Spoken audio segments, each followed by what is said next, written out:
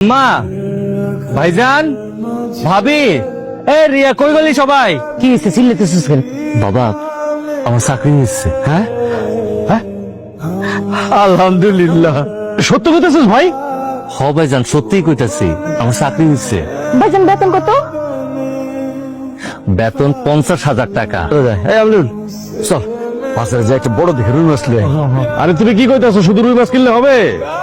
আমাদের আরিফ তো গরু মাংস পছন্দ করে, গরু মাংস কিনতে হইব না?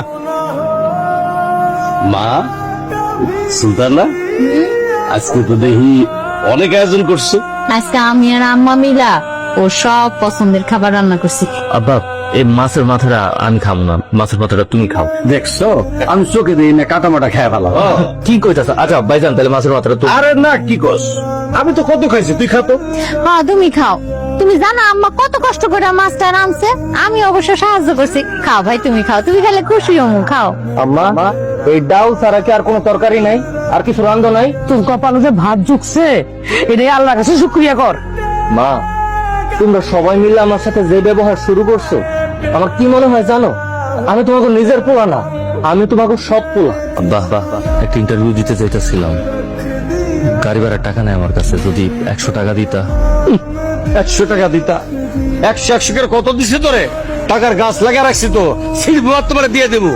আইটা যেতে পারলে যাবি, না পারলে একখানে বয়ে থাকবি, নাহলে আমার ওই খাতে যাবি।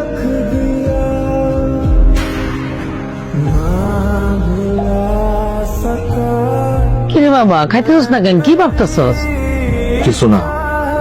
ও মা, তুমি আজকে থেকে একটু রিয়ার ঘরে ঘুমাই আর বাবজার।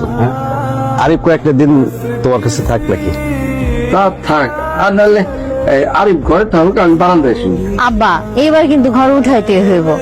আমার ছোট ভাইটা কতদিন এরকম কষ্ট করে বারান্দায় ঘুমাইবো কম তো? জীবনে বারান্দায় থাকুক, আমি কি এবারের কেউ না? হ্যাঁ, এই বাড়ির কেউ না, ঘরে থাকার স্বপ্ন। টাকা রোজগার করো নিজে, রোজগার করে এরকম একটা ঘর তোলো। জমিদার আইছে, ঘরে থাকার স্বপ্ন দেখে। মা,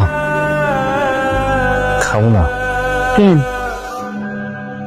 খাইতে মন চাইতেছে না।